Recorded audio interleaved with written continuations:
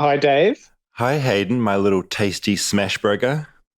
Ah, Happy New Year. Happy New Year. yeah. Oh no, happy New Year to you. Happy 2026. It's looking like it's going to be a real good one.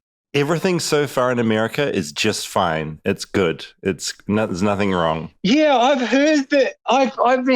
Because I was a little bit worried before, but now it seems real chill and sweet. There's nothing to worry about. Good. Look, a hard-hitting topic on Flightless Bird today. It occurred to me that Dungeons and Dragons, the famous role-playing game, is 100% American, and so I'm going to do a deep dive into D&D. I'm wondering if my little nerdy friend Hayden Donnell grew up with D&D in New Zealand, or if it didn't make it over.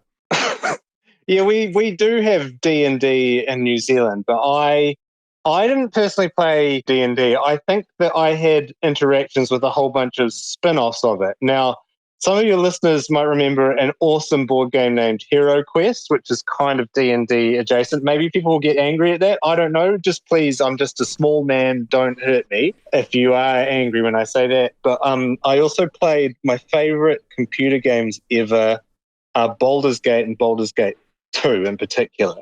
And they are basically D&D offshoots. And I love Baldur's Gate 2 so much.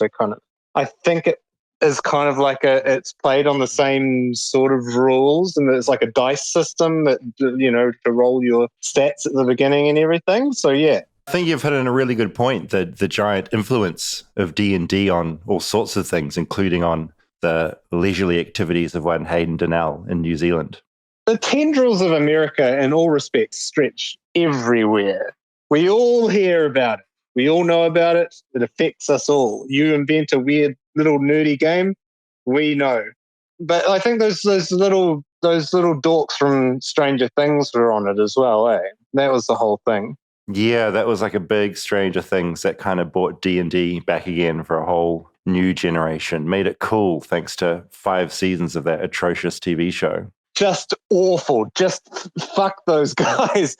I'm David Farrier, a New Zealander accidentally marooned in America, and I want to figure out what makes this country tick. Now, for over 50 years, one relatively simple game invented in America has spread its influence into so many parts of pop culture it's hard to keep count. Yes, Stranger Things is just the latest. Dungeons and Dragons was invented in the US back in 1974, 52 years ago. Annoyingly, when I was a child, I wasn't allowed to play D&D thanks to an urban myth that D&D was a direct portal to the demonic realm. So here I was, decades later, realizing, holy heck, I've never played Dungeons and Dragons. I'd need to rectify this. And I'd heard about a man who's been playing the game for decades. In fact, he's been playing the same D&D campaign since the game came out in 1974. Phil is now in his 80s, and I knew I needed to speak to this old man to find out what had kept him playing D&D for this long. So, grab your rulebook, character sheet, and a healthy dose of polyhedral dice. Or is that die? Rob, dice? I never know. Because this is the D&D episode. I had that dream again. My small business needs to hire, but I don't use LinkedIn, and I hire an energy vampire. But also, they're a literal vampire. And suddenly, my team is spending all their time sharpening wooden stakes and buying bulk silver and rehearsing ancient chants, and then I wake up. Don't let hiring nightmares ruin your dreams. LinkedIn Jobs' new AI assistant takes insights from over 1 billion professionals to create a short list of the best fits for you. Post your job for free at linkedin.com/quality. Start hiring today with LinkedIn.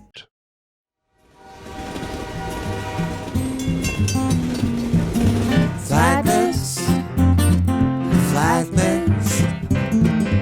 flightless bird touchdown in America. I'm a flightless bird touchdown in America. While the theme song was playing, you whispered, I think it's dice. Dice? Yeah, dice, die. Multiple dice, die. Maybe? Look, we've got bigger fish to fry. Yeah, no, I don't have... Look, we're very focused on the show. I think it's one thing about the show is that we're That's incredibly a lot focused. of dice. That's a lot of die. This is embarrassing because I don't have a handle on the English language when it comes to this stuff. If you have thoughts on dice versus die, flightlessbirdchat@gmail.com. You wouldn't say, hand me those dices. No, you'd say, hand me those die. Or hand me those dice. Or hand me those die. What? Hand me those die, yeah. Flightlessbirdchat@gmail.com. It's shorter. You understand the English language Yeah. better than we do. If only we had a tool that could tell us the answer to this. I know that we are not about deviations on this show, and we will get to D&D, but we were talking briefly about driverless cars. And I just wanted to say, I think it's crazy that driverless cars, Waymos, are driving all around Los Angeles and San Fran and God knows what other cities. And we've all just kind of fucking accepted that it's happening. It's just, there's been no, to me, it's the equivalent of if they released flying cars and everyone was just like, okay. It is very true that it feels like it just came out of nowhere. Like, correct, right? We had those little driverless food delivery vehicles that get stuck on every corner in Los Angeles. Those felt like we're in the future, but it's fun. But to have humans jumping into driverless cars seems mad. It was a slow, because years ago we went to San Francisco and saw some. Yes, there were a couple driving around. Yeah, and it wasn't that crazy. And then we would see some on the west side. Mm-hmm. And well, now I think it was. I think it was everywhere. crazy then. Like even when they're in San Francisco, I was like, we haven't discussed this. Well, it was crazy, but it was slow rollout and it wasn't immediate. Yeah, and in my mind, San Francisco, it's where all the horrific tech bros live. That's where they're going to roll out that bullshit. I don't care if they want to jump in a Waymo, do it. Yeah. But the number of times I'm driving now and they're driving alongside me, I look to my right, there's no one in the front seat. When they never discussed this with me, I didn't know I'd be on the road with these people. It's friggin', I think it's just... They're not people, David. They're not people. I have come around a little bit to them. Okay, have you been in one yet? Yes. Okay, I haven't. I rode one in San Francisco and I was there over Christmas. Okay, you had a great time? It was fine. Before that, though, we had a conversation with some friends, and female friend had said she drove in one and loved it, and made the point that, like, normally creeped out by Uber drivers, worried about being kidnapped, all of these things. And she was like, I loved that I had just this car, could sit in the back, not worry about anything. Yeah, being a woman, brilliant. No added level of, do I need to worry about the number of horror stories with an Uber and the amount of unpolicing that service does. Insane. And the same thing happened when Uber came around. It very quickly was normalized of like, I'm going to get in a stranger's car and drive with them somewhere. You're correct. And I remember I went to South by Southwest before Uber had started, and they were testing out this app where you could call a taxi and schedule it from your phone, just like through this app, and it would show up and take you where you needed to go. You could put your address in through the app, and it was like it was mind blowing. I was like, "Oh, this is incredible!" Yeah, the system is entirely changing the way I think about things. And then I'm pretty sure that just became Uber a couple years later. I also know that there's the aspect where obviously human drivers aren't great. Like we're constantly crashing, unsafe, awful, and I know technology is wonderful. I just think maybe it's a sign of getting old. I just look at a driverless car and I just think it's such a jump that it feels like no one is really talking about it in a shocked way. And I feel shocked and amazed and I'm in awe and I'm in horror, as opposed to just like, oh yeah, I'm going to get a Waymo now. Yeah, I mean, it's not great that it's displacing people that drive. No. I don't think that the presence of it is there yet, that we've felt the full impact of that. Yeah. But I think that is a consideration. But I also think like that's not full enough of a reason to fully stop technological advances. Completely. Because we thought that way, I think, in the Industrial Revolution, when machines were brought in to do certain things, like other jobs are found. Yeah, there is that shock and awe aspect when something arrives. I think we're having that with AI at the moment, where it's incredibly difficult to tell whether the transition is going to bring about the end of humanity or it's just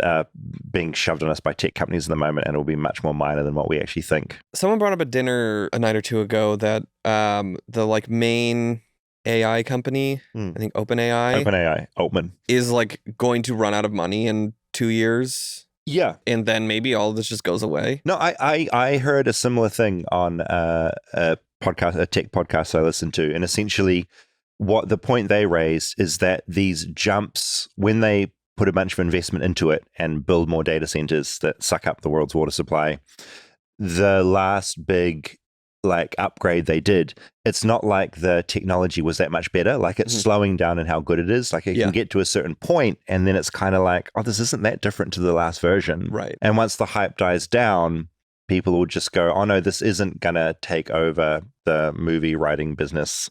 It's got an upper limit. And once the hype dies, then that, because what was so shocking is that it went from not existing to suddenly we were having this amazing generated information that was like algorithmically like created, and that was amazing. But it's not like the increase in the wow factor has continued. Yeah, well, no, I mean, it was like Waymo's. It happened very fast, so where it was just everywhere. Yeah, that got me excited. The idea of like, oh, maybe AI is just going to go away in a couple of years. I would to the love degree it. that it is now. No, and I'd love it if it can exist, but it can exist in like a tiny pocket in effective ways that like, oh, this is worth keeping it around in these avenues. Like, put it into medicine. Great. Yeah. Like, use a computer to solve things like that.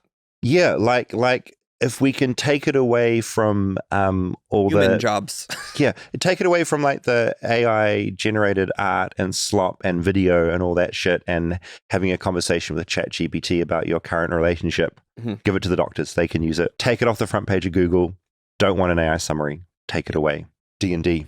No, wait. We've got a little bit of admin first. Admin. We have 3 very specific wants and needs from both Rob and I. 3 call outs. I know that's a lot. Yeah. The first thing we're going to do... But hopefully one of these 3 resonates. Every single person listening. We're going to do a new Flights of Fancy.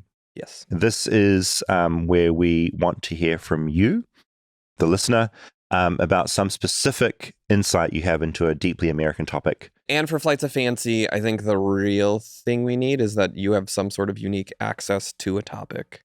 Yes. That not everyone does. So your uncle started McDonald's. We would love to hear from you or your uncle. Yes. You were the founder of a famous American product. We want to hear from you.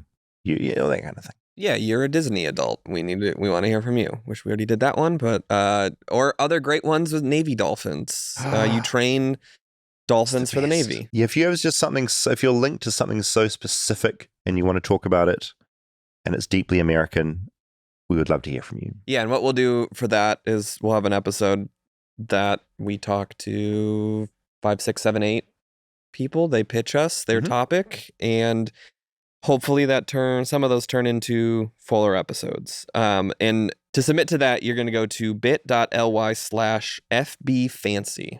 We'll have a link in our description up on the screen. One more time, Rob. bit.ly/FBFancy. We love reading submissions that come into that because it just like it blows our minds about how much crazy shit is actually in this country. Secondly, we are looking for essentially a wonderful high school teacher who is really good at explaining history. Yes. Kind of like if you think of like Bill Nye Science Guy, you like think of this like wonderful like man who can just like break down science concepts. We're essentially looking for a wonderful high school teacher who can break down bits of America's history in a really lovely, compelling way. Yeah.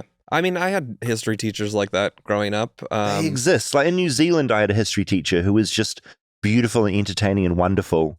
And we want to find, we're going to incorporate them into the show, but we need to find that person. If Mr. Pulser, who taught 7th grade at Carl Sandburg, is listening, or I think Mr. Miskowitz taught high school history. These people stick with you, right? Yeah. And so I assume like a listener, or maybe you are that high school teacher. Yes. But they need to be lovable, likable, charismatic. Do you want to hear this person on a podcast breaking down American history to me at certain times? Yes. Think of that person. Yeah, like, or you've got a brother, you've got a boyfriend, you've got a friend. That's a good history teacher. We want to teach David about the Revolutionary War and what the Chicago Fire was. He doesn't know what the Chicago Fire is. I know none of that shit you were taught at school, and I have a feeling like a lot of Americans increasingly don't know this stuff either. Yes. So this isn't going to become an American history podcast, but we are going to look occasionally at certain things from the distant past. And if you know that person, you are that person, it is flightlessbirdchat@gmail.com.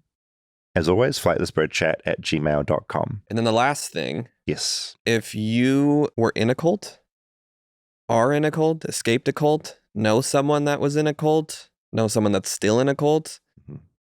We want to do some more culty episodes. And, Rob and I were talking the other day, and it just struck us that America is so saturated by cults. Yes. It's something I am fascinated by. It's all around us.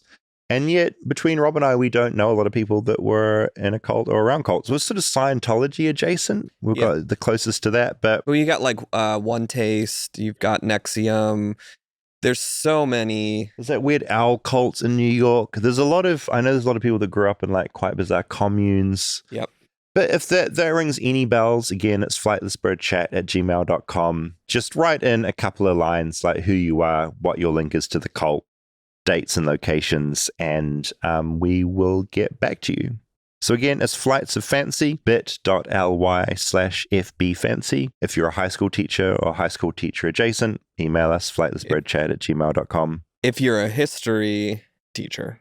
What did I say? Just high school. Oh, yeah, we don't want We high don't school need an teachers. English teacher. No, we don't need an English English teacher. Take that back. teachers. Sorry, English teachers and science teachers. Don't need a math teacher. We need a history teacher. History teacher specifically. And if you're in a cult or cult adjacent, flightlessbirdchat@gmail.com. Thank you for helping us. And in turn, we will help you. D&D. Dungeons and Dragons. Now, I want to say at the top of this episode, I want to be really clear here. I still don't know a lot about D&D. I want to get that out of the way. I have a brain that cannot learn like new instructions and complicated rules, even though D&D isn't that complicated. Yeah. I'm not an expert. What this episode is about is I really wanted to meet this beautiful old man that's been playing the same D&D campaign for 74 years. Wow. No, not 74 years, since 1974. Different. He's been playing it for about 4 decades. And that fascinated me and blew my mind. Another thing, full disclosure, this is an episode where D&D HQ, they are listeners of Flightless Bird, which kind of blows my mind. They emailed flightlessbirdchat@gmail.com and they said, David, would you like to come to Seattle to visit our headquarters? And I was of course I will. Yeah, absolutely. Like, of course I will. And then I thought to myself, I want more of these emails from these amazing American institutions emailing going, we will David. take you there. Like, I will go.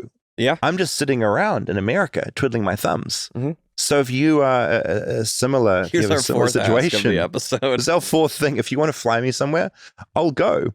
But no, D&D is something that is so American. Obviously, Stranger Things has just been this phenomenon. What was before doing this? Yes. What was your knowledge of D&D prior? Zero. You've heard of it though? I'd heard of it. In New Zealand, in the community I was in, it was seen as this scary, possibly evil thing. So when I was a kid, when I was like 9 or 10, sort of an age that could have been getting into this, yeah, it was sort of this scary. There's a satanic panic going on, mm-hmm. Because I'm that old, and people were in my world were like, "This is bad. You shouldn't do it." Kind of like the equivalent of like Ouija boards. Yeah, but this was around like Salem witch trial time. Yes, that's it was. It was how old you are. Exact time. You know, that's pretty much it. And so I didn't play it at all, ignored it. And then when I heard about it, even on Stranger Things, I kind of had to remind myself, oh, that's right. That's where this whole thing started. It was like kids in a basement rolling die or dice. Yeah, I've never played it either. Mm-hmm. Never ever? Never ever. Wow. It was around Had you played? No, nothing. No, I don't really know anyone that had or did play either. I think Calvin a year or two ago, there was like a Dungeons and Dragons after school thing that he did for like... See, that's amazing. It's now like at schools. That's incredible. Yeah. He did that for like a semester maybe. Yeah. He didn't really gravitate too hard towards it because he didn't ask to keep doing it. So it's one of those things where I love the idea of it. Like, I love the idea of being like, I love using my imagination. I love the idea of being like sucked into this world with like a bunch of other people playing. I love that these games can go on for years and years. Yeah. I've watched the movie. It was a movie. It was a movie. Dungeons and Dragons. It was a film. It's huge. I'm going to play the documentary to you, and then we will discuss. Does that sound like a plan? Sounds. We can try it out for this episode. Okay. I've come to Seattle to meet Dungeons & Dragons royalty, 83-year-old Phil, who's been playing D&D for an outrageously long time. Why Seattle? Well, that's where D&D headquarters are, and they'd flown Phil in yesterday to give him an honorary award. Bonus fact, the D&D office is next to a Boeing factory where they make brand new planes. But inside the D&D office, I shake hands with Phil, who, if you want to picture him in your mind's eye, looks a lot like Brian Cox from Succession. My name is Phil Hirons. I'm a senior. There's a junior running around. I live in West Warwick, Rhode Island, which is a small mill town which was once rich and now poor. Phil tells me he got into the game by accident way back in the 70s when the very first edition of D&D had just been released. Do you remember the first time you heard about the game? Was it a friend that introduced you, or? First time I heard about the game was when I saw the package box in this toy store. I said, gee, that looks interesting. And I read the blurb on the box, and this is something the kids might like. And what year would have this been, roughly? 1976. He was in his early 30s at the time. Do you remember when you knew, oh, this is a game I think I'll go back to, as opposed to just playing it once? I don't think I ever went through that stage. We started playing, and the kids loved it, and the neighborhood kids loved it, and the grown-ups loved it, and it just, kept blossoming from there. Phil loved being a dungeon master, running the game, and he wanted to spread the game beyond him and his kids. He worked as an English teacher and chess instructor, coming to teach at one particular school thanks to D&D. I used to run games at the Jewish Community Center, had some kids who attended this private school. Some of the kids from that school were in my classes at the JCC, but they wanted to continue to play and their schedules didn't mesh. So they talked to the school and got the school to contact me and see if I would be willing to run a game there, which I did for 17 or 18 of the 20 years I was there. So I was the chess instructor and the chess coach and also ran the D&D games. So you've been playing for how many years now? It'll be 50 years come summer. You're how old? I will be 84 in March. What's the longest campaign that you've played? Sub-campaign, if you want to put it that way, 7 years, counting both sections. These days, Phil says he plays a few different campaigns every week and says the variety of players always fascinates him. There's a guy who manages a Walmart. There's a machinist who also loves philosophy. And then there's the retired explosives expert. It's about as varied a mix as you could get. But for Phil, the player that means the most to him is the one he's been playing with for the last 40 years. So I'm Jesse Paulhemus. I live in Providence, Rhode Island, and I've played D&D for 41 years. When I was 7, my mom had heard that there was this D&D game at the local Jewish Community Center, and she knew her son is, reader of Tolkien and dweller in fairy tale and fantastical worlds, and said, this is for him, and that was the beginning. I just met Phil. As I said earlier, he reminded me of Brian Cox. But when Jesse met Phil, he was the coolest teacher he'd ever met. Yeah, he was just effortlessly cool. He had a vanity plate on his car that said Gamer 1. Get out. He came in with his cowboy hat and leather jacket and this box of figures and these dungeons that he'd built, everything. And so to see a different model of masculinity or a different model of what an adult could be, just really, really memorable. In the US, sports are seen as a panacea for kids because that builds teamwork. Bullshit. You play a team sport and the coach tells you what to do and you do it. You play D&D and that is collective problem solving. It's collective storytelling. It's collective creativity and the role playing itself. To be someone other than yourself, it's an engine for empathy. You're watching someone else step outside themselves. Does it trip you out sometimes that you guys are still friends after all this time? It's quite a long friendship as well. It's kind of amazing. Phil chips in from across the room. I've watched him literally grow up. The only time I didn't see him was when he went off to college. I really want to talk about the fact that all genders are welcome, which is very rare in America or elsewhere. But the generations, when I joined what we call the grown-up game, the adult game when I was 18, you had our mutual friend Bruno, who is 20 years older than me. So at the moment, I'm 48, Bruno's approximately 68. And Maria Conti, our friend who passed, 25 years older than Bruno. So literally 3 distinct generations. Now maybe add my daughter there you've got 4. Today's a pretty surreal day for Phil, I guess. He's at the headquarters of D&D, this game that's been with him through well over half his life. Yesterday he met the whole office, and of course he sat down and played D&D with them. I was kind of dumbfounded by the greeting I got. I had a whole group of people who were waiting to meet me and thought what I was doing was marvelous. And I don't really think of myself that way. It's just, it's something I like to do. I love to entertain my friends.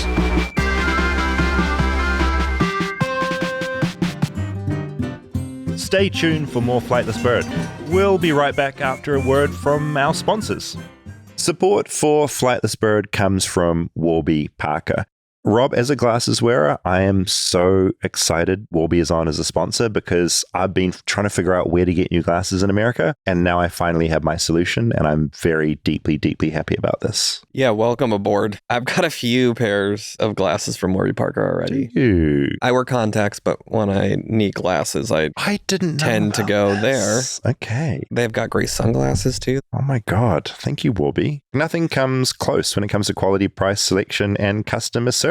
Once you buy from Warby Parker, which by the way, I have just done, my glasses are on the way, you realize how much easier they've made the entire process. And yeah, as someone who has just gone through this process with them, I could not agree more. Yeah, they have this cool virtual try-on that is a game changer. You try on glasses from your phone before you buy them. I used to find buying glasses in New Zealand so stressful back in the day because to go into the store and you're standing in the middle of the store putting them on, that's fine. But if that's not for you, this online method is so good. Well, I would always find myself feeling a little insecure trying on glasses and be like, ooh, do these look cool? Oh, of course. Of course. Which is why the virtual try-on is great. You show them off to your camera and you can change the style, the color. You can add prescription to them. Oh my God. It's great. And when it comes to quality for the price, Warby Parker is also the best. You used to have to choose between flimsy, outdated styles or spending half your paycheck. Warby Parker completely changes that. Their prescription glasses start at just $95, so you can actually get quality and frames you love at an affordable price. I will say that's very true. I remember going to the optometrist as a kid, and you would just pick out the ones that you really liked. And then they'd be like, oh, these are $400. Yeah, you are not having that. You're not getting those. Yeah, that's not going to happen at Warby. Also, they do have 300 retail stores if you want to be in a physical store across the United States. So if you like it in person, they also have that. Also, they've distributed 20 million pairs of glasses to people in need. So they're also good people. That's its buy a pair, give a pair program. Warby Parker gives you quality and better looking prescription eyewear at a fraction of the going price. Our listeners get 15% off plus free shipping when they buy 2 or more pairs of prescription glasses at warbyparker.com/bird. That's 15% off when you buy 2 pairs of glasses at warbyparker.com/bird. After you purchase, they'll ask you where you heard about them. Please support our show and tell them that our show sent you. Support for Flightless Bird comes from Shopify.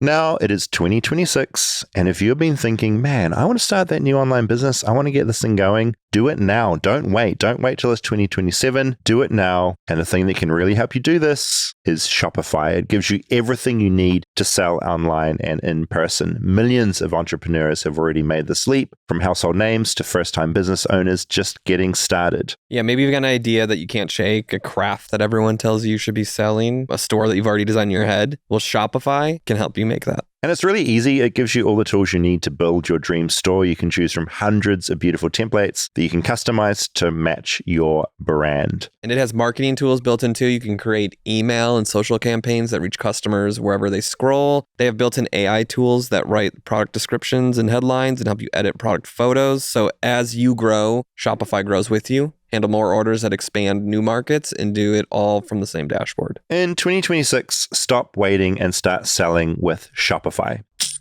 Sign up for your $1 per month trial and start selling today at shopify.com/bird. Go to shopify.com/bird. That's shopify.com/bird. Hear your first this new year with Shopify by your side.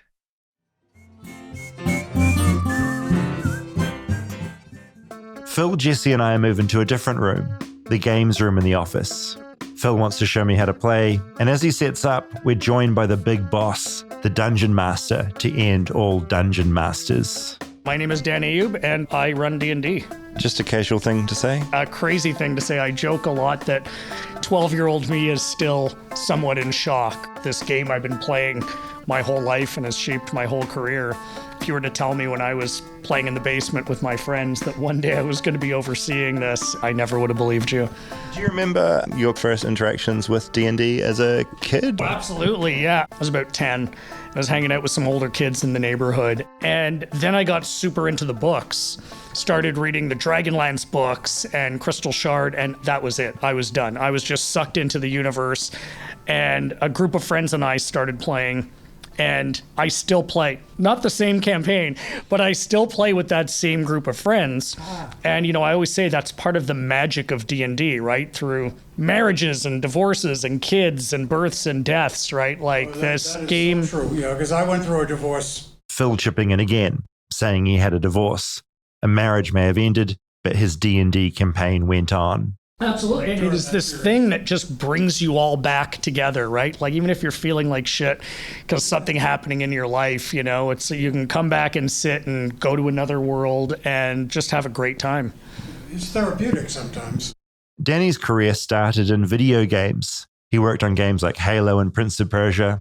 He worked on games that were influenced by D&D. Things we take for granted right now originated with this game, like the concept of leveling up. That's where it started. Yeah, absolutely. And, you know, we just, in video games and things like that, you take things like that for granted, where I'm going to level up my character and there's that progression. There's RPG elements in almost any game you play, right? You level up your character, you increase your weapons, your weapon quality or your damage, your proficiencies, those conversation systems and things like that.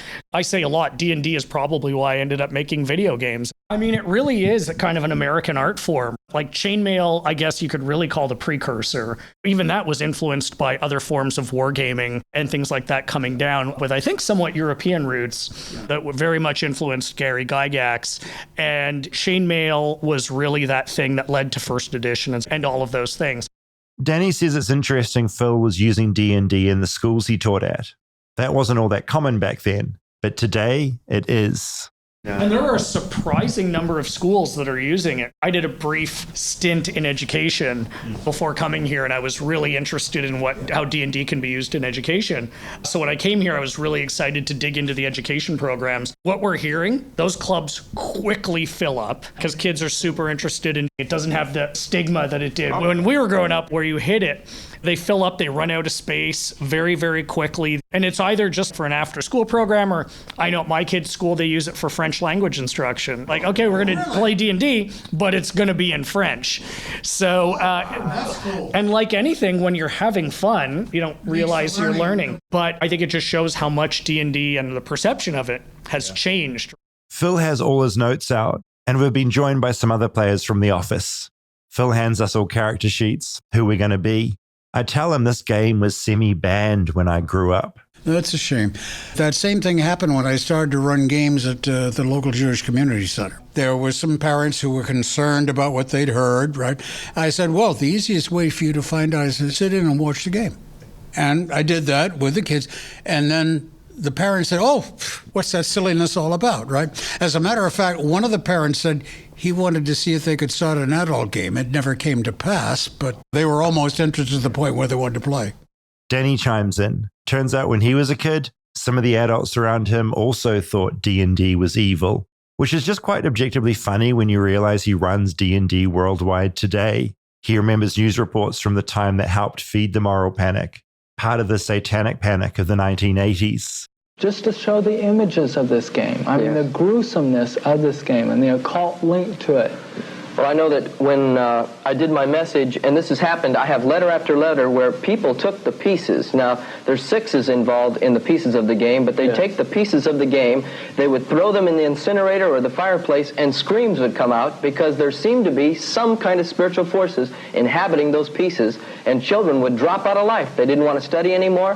What are the pieces, for instance? Well, this game affects the most intelligent of our children. And the pieces include white witches, wizards, necromancers, the clerics, that type of thing. It includes evil wizards. It's a white versus black witchcraft. Looking back, Danny points the finger at one man. I'm gonna have to blame Tom Hanks, man, for the D&D movie he did where he played. Do you guys remember that? This was in the peak of the Satanic Panic. What was it called? It sounded like the rhythm of Dungeons and Dragons. Yeah, it was corridors and mirrors or something. Mazes and Monsters. Yeah, that was it. I would have been like 14 or 15 at the time. So this would have been like 82, 83, something like that. Mazes and Monsters was a movie starring Tom Hanks that came out in 1982, the year I was born. The plot is essentially about a bunch of D&D players. One of them experiences a psychotic break and can't tell the difference between what's real and what's not. It helped stir the pot when it came to people being scared of D&D.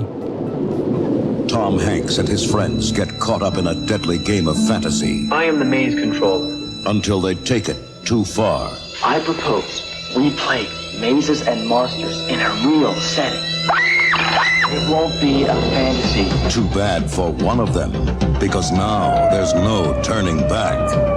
This is only a game. I know I killed somebody. Mazes and Monsters.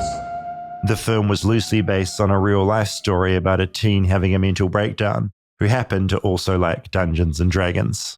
There was this real life incident of this college student. A psychotic break or something. Some kind of thing, and went missing, and I can't remember if he actually had gone missing or what. It wasn't a very good movie either. But everyone kind of glommed onto it, right? That like, oh, D&D was this thing that's going to make people go crazy. And the Satanic Panic of the era, and I think even when you got out of that blast zone, there was still this notion of like, oh yeah, this is this weird game that people shouldn't be doing. Remarkable, because we've got Stranger Thing, which is having the opposite effect. It's boosting it in an insanely positive way. Entirely, right? Because now this kind of makes it cool and makes it neat, and people are kind of seeing what it is. And I mean, and the irony of that is it just made you want to fucking play it more, right? Like you're a 14 or 15-year-old and your elders are telling you, no, this is bad, don't do it. Like you are literally just dumping kerosene on my desire to play this game. And here I am, 42 years later, finally about to play my first game. I gotta say, this feels very intimidating. There's a lot going on here. I'm also quite bad with rules and retaining new information in the moment. So I'm excited, but also scared. Well, I'm not going to be explaining all the basic rules, but I am going to be explaining the differences between what they do now and what my campaign does. Because, as you know, there are like 5 editions of the books. Mine is based on the first edition. It's gone in a different direction in a lot of ways, but it's still basically on the very first one. I'm excited. We should get into it. Okay. All right. There are 7 characters. There's a fighter, a human fighter, a dwarven fighter, a human magic user, 2 human clerics, a half-elven fighter magic user, and a halfling thief. Okay? Okay. Time to pick my character. Then we have, now let's see, for him, I think the best thing for him would be a fighter. We'll give you the most powerful fighter there is. Thank you. His name is Mighty Bones. The thing that helps me is I'm into. In case you missed that, my character's name is Mighty Bones, which is just objectively a very cool name, I think you'll agree, much like my own nickname, Bravid.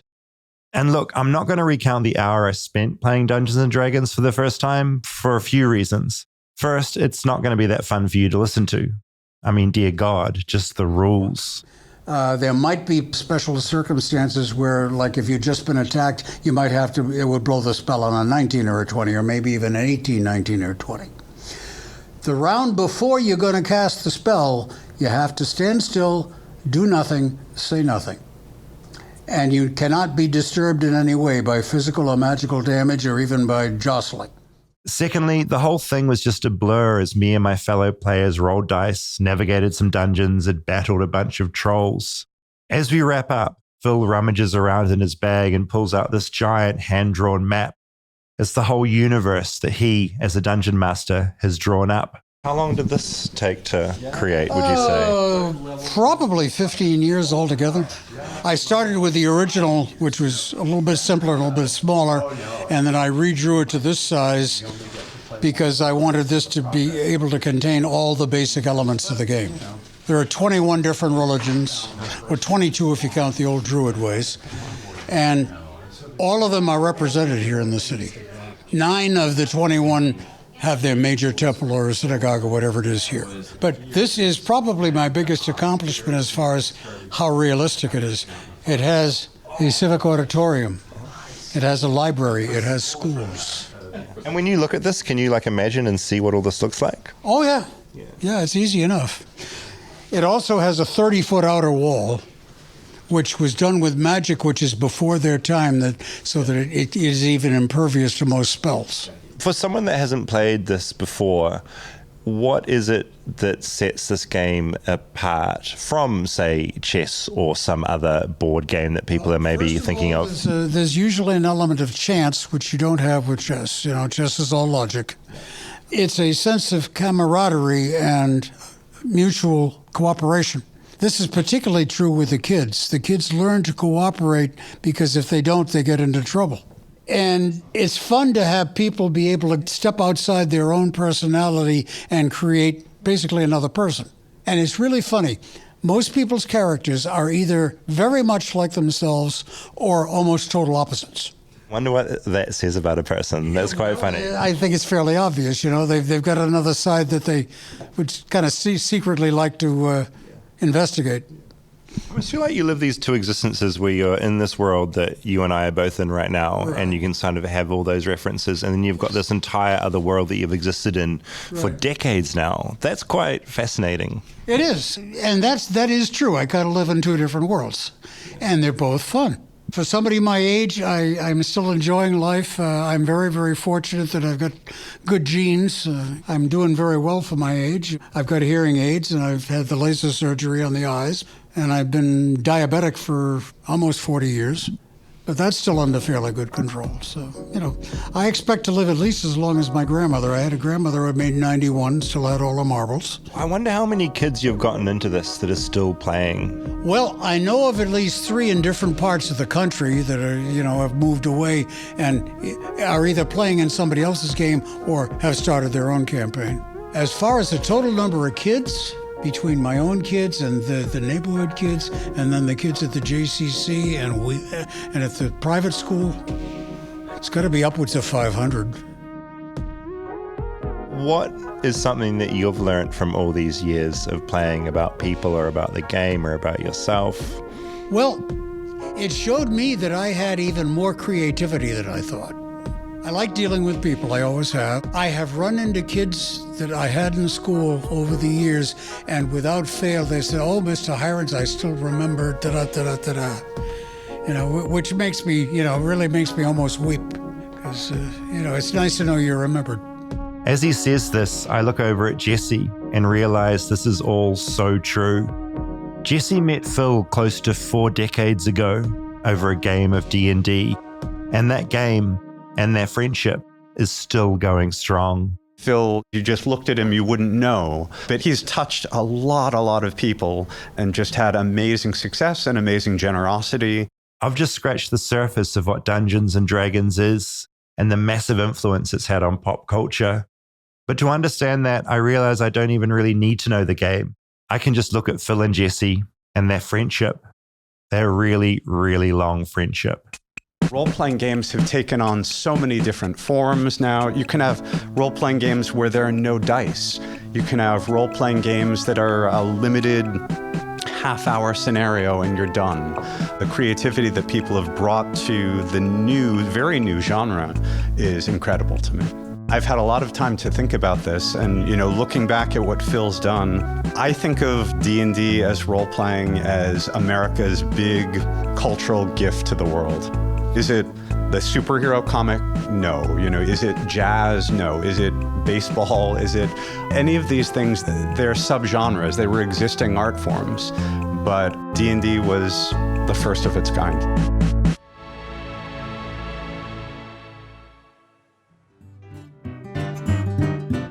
Stay tuned for more Flightless Bird.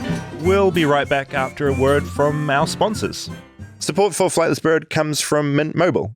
Now, every group has someone who insists on doing things the hard way. The friend still paying for a subscription they forgot they had. That one person refusing to update their phone because it still works. I used to be that person too, especially when it came to overpaying for wireless. Then I switched to Mint Mobile, and I'm really glad I did. I used to be paying over $100 for a plan. Now I am paying much, much less. Yeah, stop paying way too much for wireless just because that's how it's always been. Mint exists purely to fix that. Same coverage, same speed without the inflated price tag. The premium wireless you expect, unlimited talk, text, and data, but at a fraction of what others charge. And for a limited time, get 50% off 3, 6, or 12-month plans of unlimited premium wireless. You can bring your own phone and number, activate with eSIM in minutes, and start saving immediately with no long-term contracts, no hassle. And with a 7-day money-back guarantee and customer satisfaction ratings in the mid-90s, Mint Mobile makes it easy to see why people don't go back. I use Mint Mobile, and you should too. I'm paying well under half what I used to pay, and why would I not want to share that message with you? Ready to stop paying more than you have to? New customers can make the switch today. For a limited time, get unlimited premium wireless for just $15 per month. Switch now at mintmobile.com/bird. That's mintmobile.com/bird. Upfront payment of $45 for 3 months, $90 for 6 months, or $180 for 12-month plan required, $15 per month equivalent. Taxes and fees extra, initial plan term only, over 50 gigabytes may slow when network is busy, capable device required, availability, speed, and coverage varies. Additional terms apply. See mintmobile.com.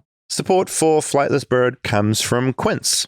It's a new year, it's colder days, even here in Los Angeles, and good God, some parts of America, freezing. Yeah, we got that ice storm happening. Oh my God. Yeah, I'm actually going somewhere very cold very soon, and I have my Quince puffer jacket that I got last year coming out, and it's just made me order a bunch of other warm stuff from there. Thank you, Quince. Yeah, I did a bunch of wintry travel during the holidays too, and had to get a new jacket. Got a nice long pea coat from Quince that saved me quite a bit in the 5 feet of snow that we got. Nothing worse than just being cold. Your body and your bones just being cold is the worst thing in the world. Quince will save you from that during winter. Each piece is also made from premium materials by trusted factories that meet vigorous standards for craftsmanship and ethical production. And they cut out the middleman and traditional markup, so they deliver quality stuff, but at a fraction of the price. And the result is classic styles you'll love that will hold up year after year. So refresh your winter wardrobe with Quince. Go to quince.com/bird for free shipping on your orders and 365-day returns. Now available in Canada too. That's QUINCE.com/bird. Free shipping and 365-day returns. Quince.com/bird.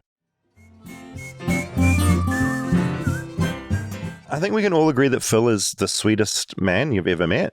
Yes. And he just loves this shit so much. It mainly blew my mind that he's been playing with this kid he met when he was 7, and they're still playing the same game together. Yeah, there's not many things that endure that long. No, that generational friendship that seems like is fairly common in people that are playing this game. I love that so much. That made me love D&D about 1,000 times more as a concept than Stranger Things did. Yes, I agree. Cool. And the fact that they were saying that there were 4 generations of people playing together and bonding over this thing. Yeah. When did Dungeons & Dragons start? When was it founded? Okay, some facts. So I believe it was 74. Yeah, 74. When he started. Oh, when he started playing? Well, no. He played in 76, so it's close to when he was playing right. So when it came out in 74, designed by Gary Gygax, an inherently cool surname, and Dave Arneson. The game, this is off of a great site called Wikipedia.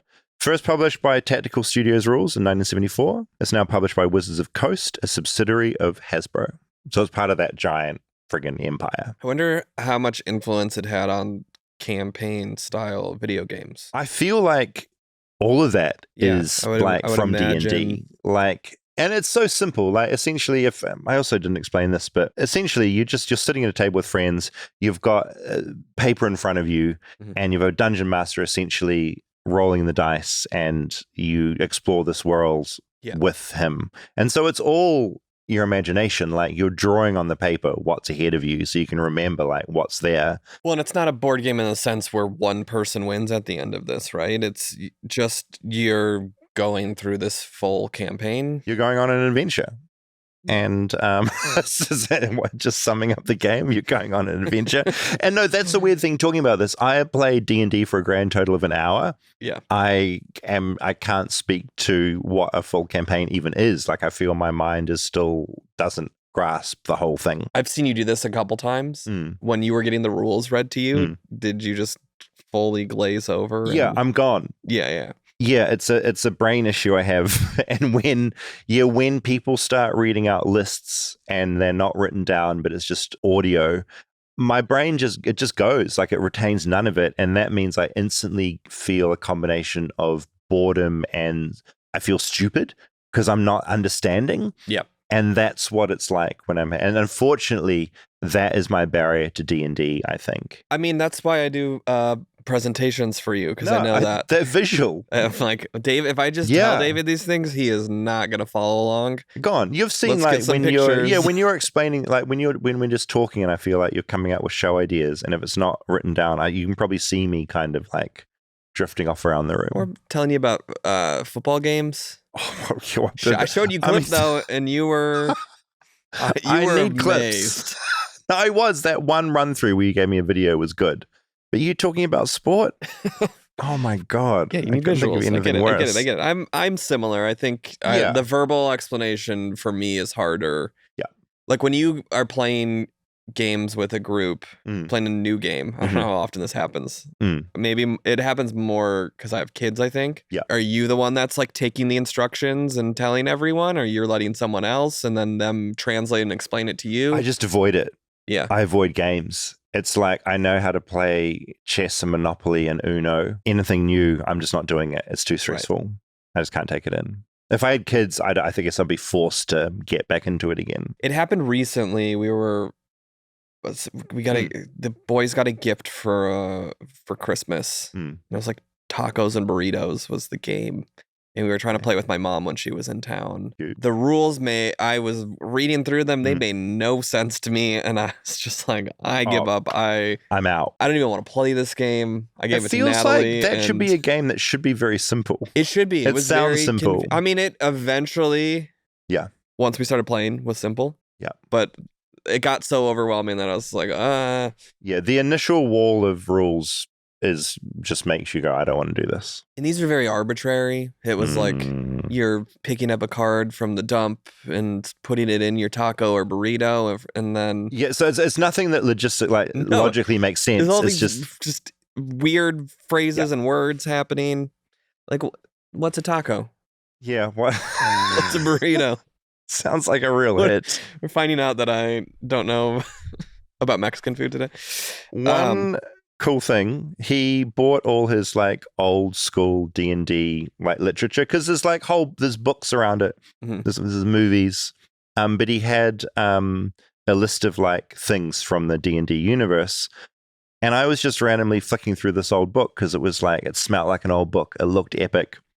And one of the things in the D&D universe which has been created is the Flightless Bird, which blew my mind. It's really cute. I'll post this on our Instagram. And I don't know what any of this means, but its frequency is common. Its armor class is 7. Its move is 18 inches.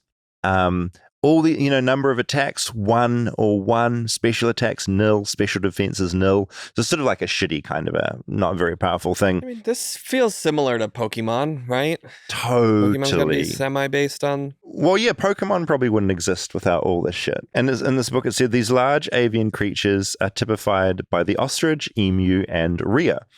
They live in warm climates in open grasslands. The ostrich-sized have 3 hit dice, emu-like birds have 2, and rhea-sized types have 1.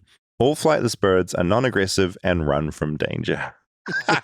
If cornered, they can peck for 1 to 4 hit points or kick 2 to 8 hit points. And to be honest, that sounds pretty accurate to what a flightless bird is. What were you? It clashes with the Bravid brand. Yeah, a little bit. I do want to touch on the whole satanic panic piece of this too. Friggin' wild. Yeah. Yeah. So someone, they were burning the dice and claiming that screams were coming out of them. Yeah, that was like a big thing in Christian circles in the 80s. They were convinced that these like either evil toys or evil games were literally possessed by either Satan or demons. And if you owned any of those things, you had to burn them. And then the rumor going around, which is something that was in like my childhood as well. Like this was a thing. If you burn your Star Wars figurines, Darth Vader was particularly evil at the time, then you would hear screams coming out of the fire. This was like written about as facts. Adults are telling you this too? Like, yeah, big time. Yeah, that was a thing. That's wild. I can't imagine, like, it's wild to me that the public is seeing a movie a fantasy movie, and then somehow thinks, oh, this is real. I'm going to then start implementing this into my life. And remember, this was before social media and Facebook. So this stuff was spreading through, I think, like it'll be Christian radio, it will be like magazines, newsletters, church groups, all that kind of thing. And I think there were a few things going on. So the Satanic Panic was happening. Dungeons and Dragons had been released a number of years before that kicked off. So it was like out in the world. Yeah. And then there was this news story where one particular kid had a psychotic break that made the news. Some newspaper linked it with the fact that he was an avid D&D player. Yeah. So there's this idea that because he was playing D&D, he was in this fantasy world all day. That's what caused the breakdown. Yeah. That's what's caused his violence. That happens. The Satanic Panic is kind of building up around D&D. Dungeons, Dragons is kind of scary. Then Tom Hanks enters the scene, makes this movie, which got good reviews at the time. Like the trailer's pretty amazing to watch. Mazes and Monsters. Mazes and Monsters, which is just riffing further on the idea of this group of people playing a very Dungeons and Dragons-like game. Guy has a psychotic break, goes crazy. And by then, the rumors are going through churches. They're going over Christian radio. And then suddenly parents are going, oh yeah, this game is evil. We better not let our kids play it. And obviously not just in Christian circles, because he was doing this at a Jewish synagogue. Yeah. And he also had parents approaching him being like, Yeah, I guess to me, just that leap from fictionalized story, movie. Wild. But I mean, I guess consumption of TV shows and movies weren't at the level they are now, if that's an excuse. It was, I guess, the idea of entertainment for kids. Well, I mean, before then, I guess what people were playing like cards and stuff, and like, I guess Dungeons and Dragons there was has still like film and movies. I just mean not at the level there is now. Like today, we don't think Stranger Things is happening where there's an upside down, and that's not like that show came out and people think that that's a real place now. No, yeah, completely. Yeah, no, it's just why it is a wild thing to think that. But this is a fantasy movie, like. Yeah. You didn't go see the never-ending story and think Atreyu is somewhere. No. But it was that I guess it was that idea that in the 80s, I'm going to take myself back to that mindset where Satan was like this evil entity that was trying to infiltrate through like the evil media, which was becoming big. And so that's why, like, I remember as well, I went to a Christian school, and in our music class, we watched this documentary called Heaven's Gates and Hell's Flames. And it was all about basically how Satan is trying to get to you through secular music. And so there was a big section on like backmasking, and how if you run certain like rock songs backwards, you'll have like Satan says to kill you. Like, you know, that kind of thing. And then bands probably did that as to fuck with people. Oh, and then bands did start to do that. Yeah, let's to do fuck this. with people. This is fun. So it's like everything. I think there was this period of time where a certain part of conservative America, which then spread to the rest of the world, including New Zealand, is like, we have to be so careful with what our kids are watching and listening to and playing, because that's how Satan is going to get to them. And yeah, D&D, kind of scary. There's like monsters and dungeons, and like your kids all want to hang out for like literally hours and days doing this one thing. Yeah. It must be evil. Like these kids can't just be having fun. It must be something horrific. I'm just trying to like wrap my head around it. Is there equivalent today? What? I feel like the last thing... The Labubu, did you see the... No, but I'd love it if that's... I support it if that's... satanic. Are they? Look up Labubu satanic. Okay. Well, I have no doubt that American conservatives are freaking out over certain things. I feel like in my lifetime, Marilyn Manson was the last. Yeah. Like, this guy's evil, you know? It just ends up being ignorance, though, on a topic most of the time, right? Of, like, something you don't know about that you're putting this... Like, are there any cases of, like... Oh, this is actually great. This actually was evil, and the person behind this was doing something nefarious. No, or is I it mean, always just a panic. I mean, funnily, technically, Marilyn Manson is sort of a horrific person, but he wasn't in cahoots with Satan. He wasn't killing people. I'm just on Reddit. Anyone else following the Labubu satanic panic? I had not heard of this. Christians are freaking out because Labubu rhymes with Pazuzu. Therefore, the dolls are satanic. to top it all off, they're spending lots of money on these things just to burn them. Yeah. Holy shit. Yeah, there's like flyers and stuff of like... I'd miss this. Yeah. I mean, the thing is, I kind of hate Labubus. I sort of support the burning of them. Support the Christians. To be honest, like, this is maybe the Christians that got it right.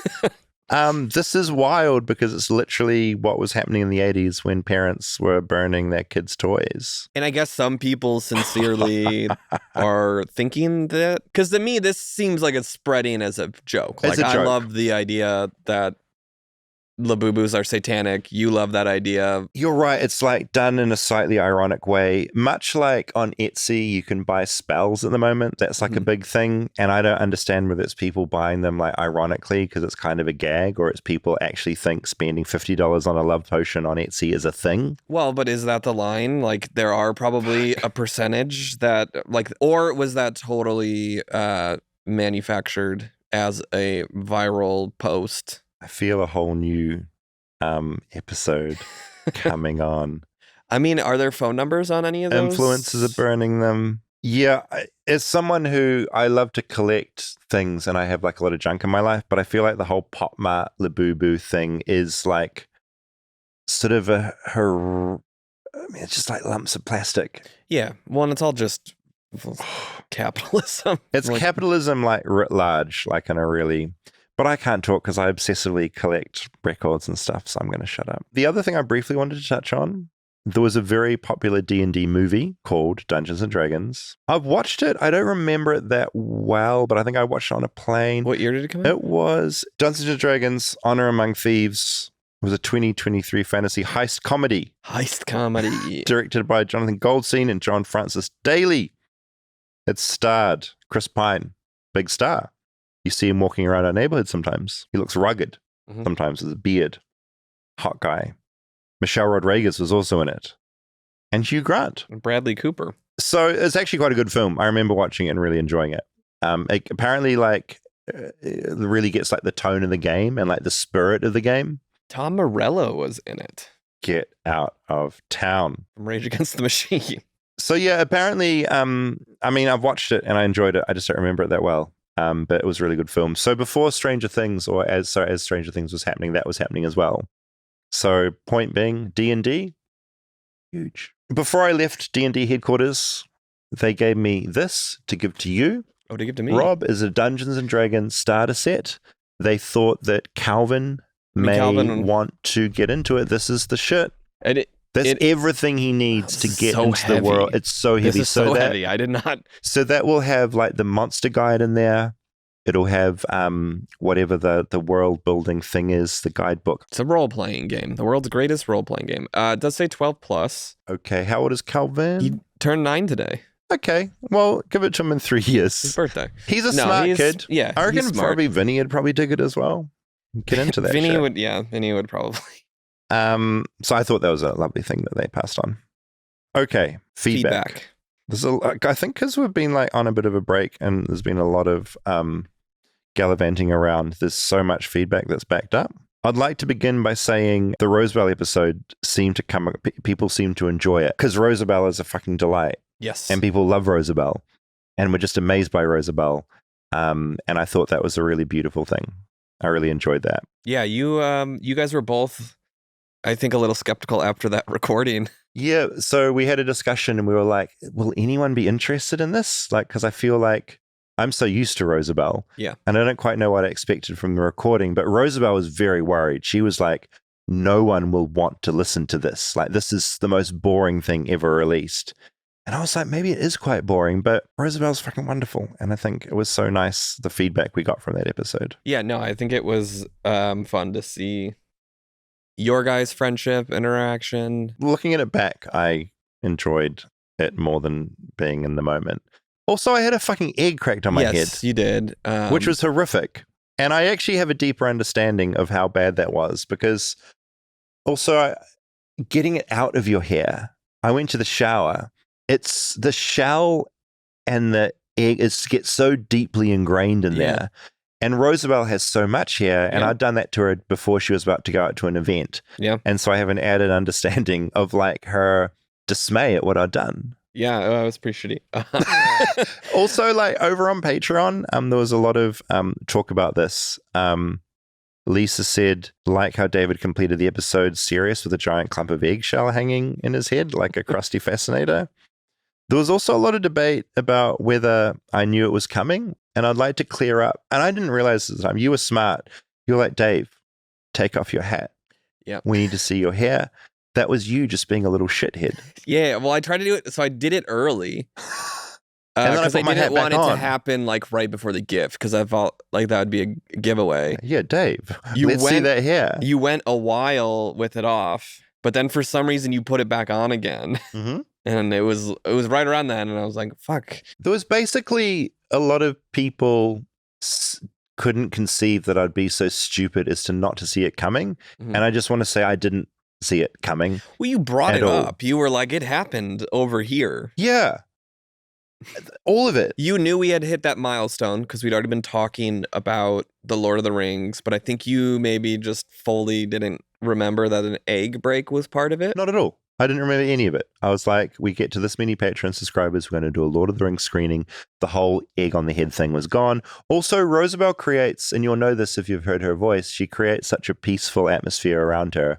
I never expected badness. If it was you sitting next to me, I would expect badness. But Rosabelle is pure. And she told me that morning she spent time, she was worried that it was going to hurt because eggs are actually you've got to really smash it to break. And so she spent the morning practicing. And then also she partly broke the egg beforehand. Yep. So she's evil is my main point out of that. Also got this really remarkable bit of feedback from Rachel. Speaking of parasocial relationships and Rosabelle, this feels like as good a time as any to write in. In 2018, I went to Universal Studios Hollywood for my birthday. While standing in line for the Harry Potter ride, my wife and I noticed a man in front of us with a New Zealand accent, bright pink shorts and short shorts, and a young woman beside him. I knew him from somewhere, but I couldn't place it. Name blindness strikes again. So for the next 30 minutes, we stood in line Googling New Zealand celebrities, trying to solve the mystery. No luck. We got on the ride. The pink shorts guy remained unidentified until almost 2 years later when that same man appeared on Armchair Expert. Suddenly it clicked. Like many people in 2018, I discovered your work from Dark Tourist. And when Flightless Bird began, I realized it was Rosabelle with you that day. So back in 2018, Rosabelle visited America. Mm-hmm. I took her to Universal Studios. Wow. We waited in the line for Harry Potter for fucking ages. We ate a turkey leg. Amazing at that time that Rachel and her husband were there observing Rosabelle and I in line also. And became a fan of the show. And years later, this is 2018, years later, clocked it when they listened to the Rosabelle episode and wrote in, and I just think that's really remarkable. That is and wild. Amazing. It's also a Universal trip where there's a part of Universal where you do like you're on a tram and it's like a very long like backlot tour maybe. Yeah, we did that for Calvin's birthday 2 years ago. So I was in line for that ride. The line was maybe an hour. Going into that line, I was like to Rosabelle, I'm busting. I need to piss. She said, just hold on. You're a man. You can hold on. It's what we can do. If you're a man, you hold on. I held on for that whole hour. By the time we got on the ride, I was in pain, but there was nowhere to go and piss. On the ride, I was sitting there. I turned to Rosabelle. It's like, I need to go. Like, I either need to get off this ride and like stop the driver, or I'm going to piss next to you in the seat. There's a part of the tour you get to where you're on a street and this is probably one of the worst things that's ever happened to me. They flood the street with water. Yeah, I remember that. It's just, and if you're needing to go to the bathroom and you hear water coming. So this was but like the hell version where the whole street is essentially a river that's just running under you and around you and splashing on you. Yeah. And by that point, I was physically sweating. And I also know that if you hold your bladder for too long, like it can do damage. Well, we've all seen that episode of The Simpsons where Grandpa's bladder explodes. I haven't seen that episode of The Simpsons. That's what I think of. Look, this story doesn't have a great ending. It's just a boring ending. I held on, and like the end of I just remember being crippled with pain, running to the bathroom when that ride ended, and just never having such a satisfying, like life affirming, urination. Pee anxiety I suffer from it. Yeah. I go. You're always peeing. Just because I don't want to get stuck in a situation where I can't. No. And because it's happened a few times and I know how terrible it is. The pain. Yes. And the social anxiety. Yes. I went to a movie premiere for something a couple years ago. Yeah. And I was seated like second row with like the cast pretty much all around me. And 15 minutes into the movie, I had to go. And it was a theater where like the seats were very close. Like, I could not stand up and leave. No. And it was a 2+ hour movie. And once that thought is in your mind that I need to go, the movie's ruined pretty much straight away. That's gone. Yes. You can't consume any more liquids, which you arguably would usually want to do during a 2-hour film. Yes. And then there's a Q&A after? Yes. Rob. Yeah. So I'm like trying to cross my legs and like, how do I? Because it was dead center and there was definitely like I could not stand up and leave because the whole row would have had to stand up with me. The thing is, that's what makes it worse. You can.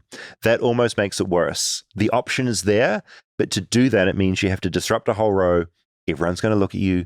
Everyone's going to know what you're doing. You have to like piss or shit. I don't even care that people know that I'm going to pee, but why didn't you get up? Why didn't you get up? You have free will? The whole row would have had to get up, and they'd have been like, "Oh, he doesn't like this movie that we made." It's really, really good. So that's why. Yes, I did make it, and it was fine. No physical permanent damage done. But that's movies. Anything seated, I need to be like near the end of a row. Have you ever had to do like an emergency wee or a poo somewhere inappropriate? Yeah. Yeah, we all have. Pee. Not emergency poo is a different thing. Yeah. Okay. A lot of feedback for the nest sessions, which is nice. If you don't know about the nest sessions, every Thursday once a month. Every Thursday once a month. Once a month on a Thursday. We release a nest session where we get a band in that we love. We talk to them about very specifically American things, and they do like a tiny desk-esque performance. Courtsy wrote in on YouTube, "My family is from Pitcher. I grew up climbing chat piles," which the band Chat Pile told us about. Giant piles of waste, polluted, and chat rats. Climb them and don't roll down them, slide down them. And Courtsy said, "I'm a lifelong chat rat," and wanted you to know. That's almost an episode. You got to go to Oklahoma and visit some chat piles. Slide Just down. Really confuse people that we have another chat pile episode. It's like, we know this. We watched the band Chat Pile. No, this is about chat piles. We do a deeper dive into chat piles. Okay, tribute bands. A lot of feedback. Mostly people just writing in about their favorite tribute bands, which is kind of amazing. Anna wrote in, "I used to work for Live Nation in a role where I had day of show access to the bands. And Anna isn't a fan of tribute bands, even though the tribute band we talked to was beautiful and wonderful, and this doesn't apply to them. I loathed the nights I had to deal with cover bands. Sorry, tribute bands. Calling them a cover band was the ultimate insult. They took the distinction so seriously that they fully committed to what they imagined the real artists' personalities were like. This meant trashing green rooms, being openly awful to venue staff, and expecting backstage groupies and drugs, despite the fact they were struggling to fill a 3,000 cap room. Meanwhile, the actual bands they were emulating were consistently kind, low maintenance, and genuinely humble. The contrast was wild. The worst offenders? Can you guess which tribute bands were the worst? I could name one tribute band right now. Led Zeppelin tributes were particularly offensive and bad. And I found this very amusing because I'm a huge Tool fan and their fans are fucking annoying. Tool tribute bands, apparently very badly behaved. Truly some of the most impressive twats I've ever met. Also, we raise in the tribute band story the question of how legally they're allowed to cover this band's music. Did a lawyer write in? We got a couple of really good responses. This anonymous person wrote in, "Quick 101 on the legal questions you had."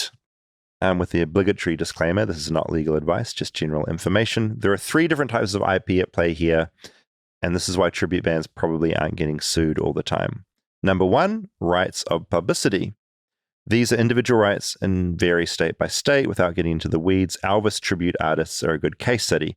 Tennessee has one of the strongest laws, and Elvis Presley Enterprises tightly controls who can use Elvis's likeness. As you can imagine, individual band members may be less likely to have a claim depending on their applicable state law and their personal level of fame. Number 2, trademark. If a tribute band isn't using the band's trademark at all, if they're using them in a way that will not confuse people into thinking they're the real band, it's probably okay.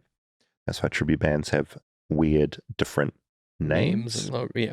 Which, well, yeah, you can't be like Led Zeppelin's playing. Totally. And copyright. When someone plays a cover song live, the only royalty they owe is the songwriter publishing royalty for publishing performances. Usually venues are paying blanket licenses that cover this royalty, so the cover tribute bands doesn't have to worry about it. So yeah, I thought that was, that kind of answered that question. So as long as they're not publishing the performance. Totally. Last one. I thought this is some beautiful feedback from the Parasocial Listener story.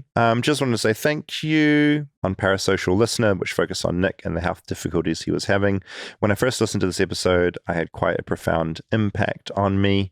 During the time of the episode's original airing, I was dealing with some health complications of my own. Throughout my life, I've had lung complications.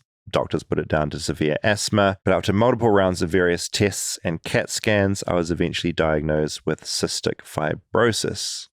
At first, it felt quite scary and daunting to be diagnosed with such a disease.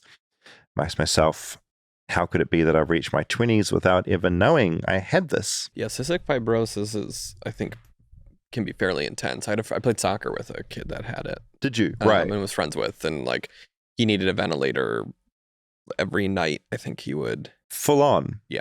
Yeah, it's something that that this person said is generally diagnosed at birth and infancy. So I think when they found out in their 20s, they were just like, the idea was like I should know this already, and this is a horrible thing to be finding out right now. This listener, B, said that they were mad. They felt it was unfair. I knew I'd need to be put on new medications for the rest of my life.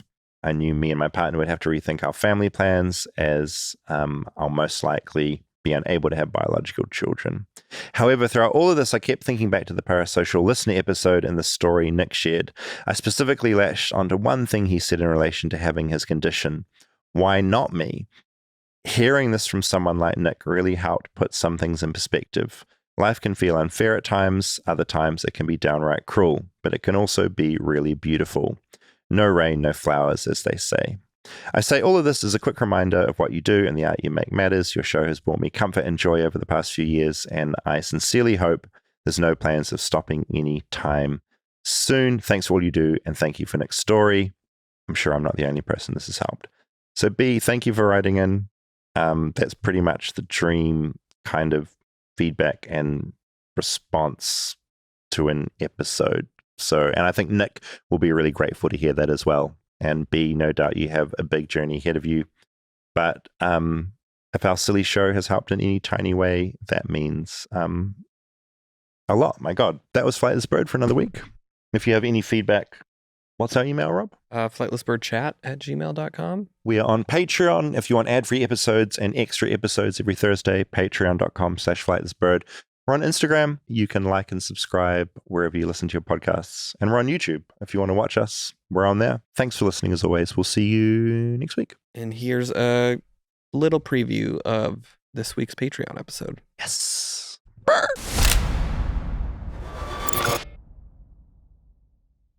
Hi, Rob. I'm back in America. I made it. IRL. This episode, I pitched you. I said, when I come back to America, I want to do an episode about people shitting in toilets and things not flushing. My friend had a bowel movement in their boyfriend's toilet. Then at the time, wouldn't flush. She panicked, didn't want to make a bad impression. So she got a bread bag, got the poo out, put the poo in the bread bag, then put it in their car, drove away. Basically, the end story. Had to explain a little poo sitting in a bag next to her. So someone wrote in, so many people have a friend of a friend that this happened to. The detail changes depending on country. I went to the bathroom and went to flush the toilet, and it would not flush. If there's one thing you take away from this episode, that it is a real problem. I think my sister will not in public anywhere. Like only at her house. Has to be home. Has to be home. has to be private. Should we call her and see if it's still her fear? Hello? Hello? I have a just a quick question for you for the podcast. Okay, this is way too far.